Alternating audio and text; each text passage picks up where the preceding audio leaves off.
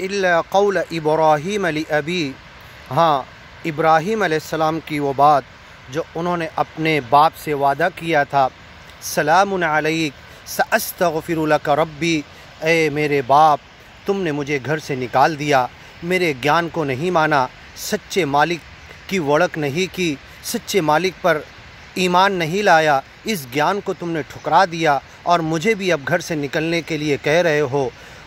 वहजुरनी मलिया, फ़ौरन मेरे घर को छोड़ के निकल जाओ, लअरजुमन्नक, नहीं तो पत्थर मार मार के हलाक कर दूँगा। ऐ मेरे बाप तुम खून का रिश्ता हो, मेरे बाप हो, लेकिन अब सिर्फ ज्ञान का रिश्ता काम आने वाला है, दुनिया में भी और आखिरत में भी। जन्नत में ज्ञानी लोग एक साथ रहेंगे, अज्ञानी कोई एक साथ में नहीं रहेगा, चाहे बीवी हो, चाहे बच्चे हो, औलाद हो, चाहे माँ बाप हो, करीब के रिश्तेदार हो, नातेवाइक हो। ज्ञानी होंगे तो जन्नत में साथ में होंगे मरने के बाद, अज्ञानी सब मुजरिम की लाइन में जाएंगे, जहन्नम में जाएंगे। इल्ला क़ौल इब्राहीम, इब्राहीम पैगंबर की वो बात, ली अभी ही अपने बाप के ताल्लुक़ से, लअस्तग़फिरन्न लक, ऐ मेरे बाप तुम्हारे लिए जब तक तुम ज़िंदा रहोगे इस ज्ञान पर आने की दुआ करूँगा, तुम्हारे लिए माफ़ी मांगूँगा, मैनो बख्श लो, मुझे माफ़ कर लो। जहाँ मालिक से कहूँगा तो तुम्हारी माफ़ी की, तुम्हारे इस्तिग़फ़ार की, तुम्हारे गुनाह माफ़ करने की, और तुम्हारा जो सबसे बड़ा गुनाह है तुम मुझे घर से निकाल रहे, ये गुनाह तुम्हारा बड़ा नहीं है, तुम सच्चे मालिक को नहीं मान रहे मेरे अब्बा जान, ये तुम्हारा सबसे बड़ा गुनाह है। या अबती बार बार बोलकर अपने अब्बा को बड़े अदब और एहतराम से इब्राहीम अलैहिस्सलाम कर रहे थे, कह रहे थे, समझा रहे थे, ज्ञान दे रहे थे। या अबती, ऐ मेरे अब्बा जान, इन्नी क़द जाअनी मिनल इल्म, मेरे पास एक सच्चे मालिक का ज्ञान और ईमान आया है।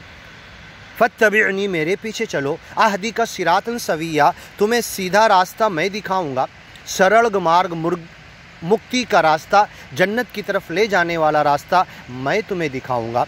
या अबती, ऐ मेरे अब्बा जान, ला तअबुदी शैतान, शैतान के बंदे मत बनो, शैतान की पूजा मत करो। एक अल्लाह को छोड़कर जितने खुदा हैं सब शैतान ने लोगों को फंसा दिया है। मा गर्रक बिरब्बिकल करीम, तेरे भोले भाले करम करने वाले रब से तुम्हें किसने धोखे में डाल दिया है इंसान। इन्नका कादिहुन इला रब्बिका, तू तो अपने रब की तरफ जा रहा है, जिसने तुझे पैदा किया उस रब से तू धोखे में आ गया। ऐ मेरे अब्बा जान, इब्राहीम पैगम्बर ने कहा, ला तअबुदी शैतान इन्न शैतान कान लिर्रहमानि असिया, शैतान तो अपने रब का नाफरमान था। या अबती, बार बार कह के अपने अब्बा को समझा रहे, तो कहा कि लअस्तग़फिरन्न लक, तुम्हारे लिए माफ़ी मांगूंगा। वमा अमलिकु लका मिनल्लाहि मिन शै, ऐ अब्बा जान सुन लो, लेकिन मैं सिर्फ मालिक सच्चे अल्लाह से दुआ मांग सकता हूँ, हिदायत मैं नहीं दे सकता। तुम्हें ज्ञान समझा सकता हूँ, ज्ञान पर तुम्हें खींचकर गर्दन झुकाकर तुम्हें मनवा नहीं सकता। दिल में तुम्हारे बात डालना सच्चे मालिक की मर्ज़ी से होगा। सच्चा मालिक तुम्हारे दिमाग और दिल में बात डालेगा, तुम्हारे कान में, तुम्हारे जहन में, तुम्हारी समझ में। मैं बात समझा कर, खोल कर, बता कर, खुल्लम खुल्ला तुम्हें डरा सकता हूँ, लेकिन ये तो सच्चा मालिक हिदायत देने वाला है। हिदायत मेरे हाथ में नहीं है, ना मोहम्मद पैगंबर के हाथ में थी, ना किसी नबी पैगंबर के हाथ में, किसी मुर्शिद के हाथ में भी। क़यामत तक कोई सच्चे ज्ञान और ईमान के फैलाने वाले चाहे जितने मुर्शिद आ जाए, हिदायत देना, सच्चे ज्ञान को मनवा लेना, कबूल करवा लेना, ये उनकी शक्ति नहीं है। उनको तो सिर्फ़ ये हुनर दिया जाता है, ये फ़न दिया जाता है, वो अल्फाज दिए जाते हैं, वो ज़बान दी जाती है, वो अंदाज़ दिया जाता है, वो समझाने का, खोल के बयान करने का, बताने का, वो मलका, ताकत और क़ुव्वत और एबिलिटी और सलाहियत दी जाती है कि सामने वाले को ज्ञान खोल कर बता दे।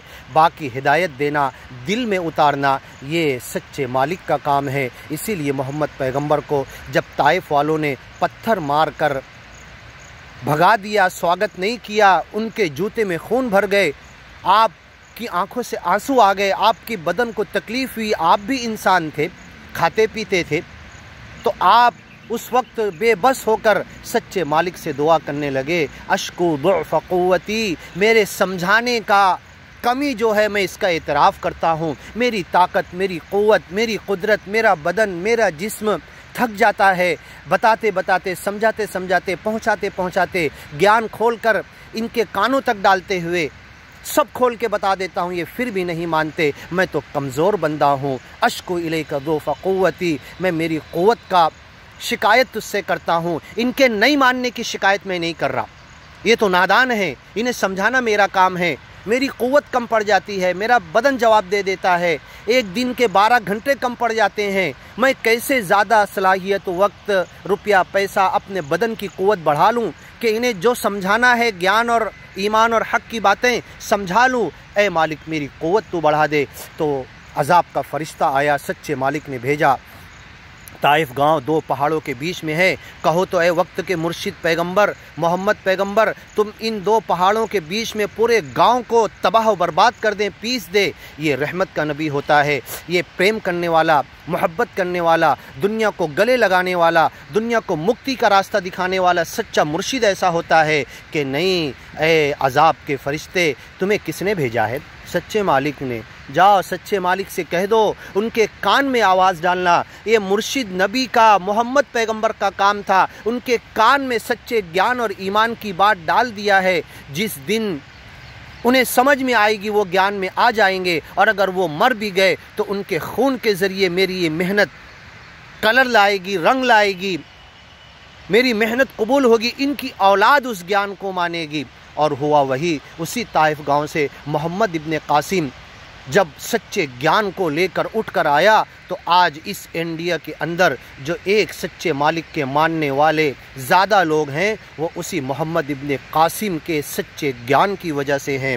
تو اے عذاب کے فرشتے لوٹ جاؤ، سچے مالک سے کہہ دو، کان میں آواز ڈالنا محمد پیغمبر اور وقت کے مرشد کا، گیان پھیلانے والے مہاتما کا کام ہوتا ہے، دل میں اتارنا۔ اے سچے مالک اللہ ہوتا، تیرا کام ہوتا ہے۔ جاؤ موت کے فرشتے، عذاب کے فرشتے، مالک سے کہہ دو ان کے دلوں میں گیان اتارنا، ان کے دلوں میں یا ان کی اولاد کے دلوں میں، یہ تیری مرضی ہے، کب اتارنا، کیسے اتارنا، تو اتارے گا۔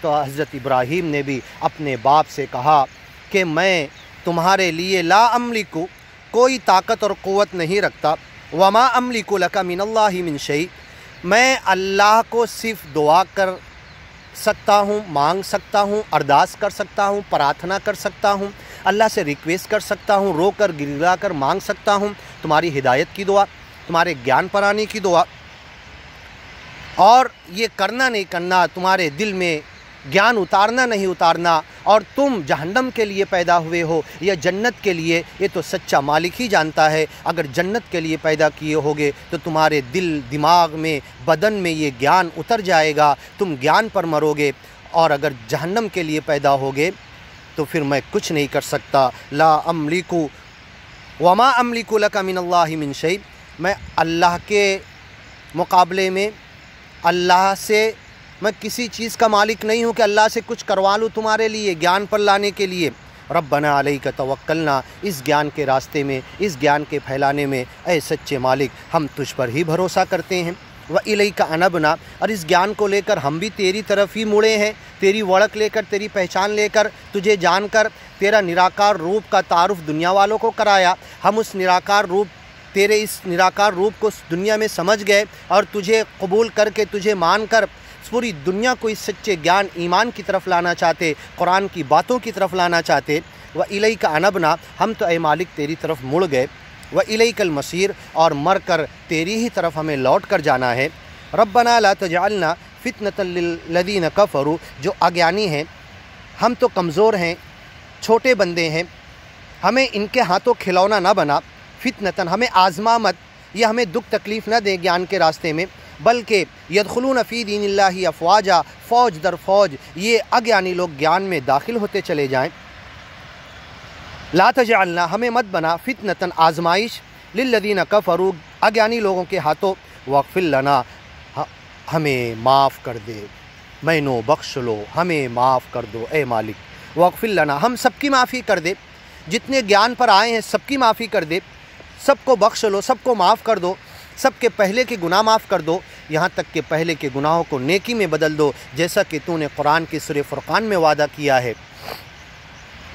ربنا انک انت العزیز الحکیم، اے ہمارے رب تو بڑی عزت والا ہے، تو زبردست ہے، تو قوت والا ہے، ہم تو کمزور بندے ہیں، ہم اپنی شکتی کی حد تک کے یہ گیان پہنچا سکتے ہیں۔ انکا انت العزیز الحکیم، اے اللہ تو بڑی عزت والا اور حکمت والا ہے۔ آگے کی ویڈیو میں سنیے، لقد کان لکم فیہم اسوۃ حسنہ لمن کان یرجو اللہ والیوم الآخر ومن یتول فإن اللہ هو الغنی الحمید۔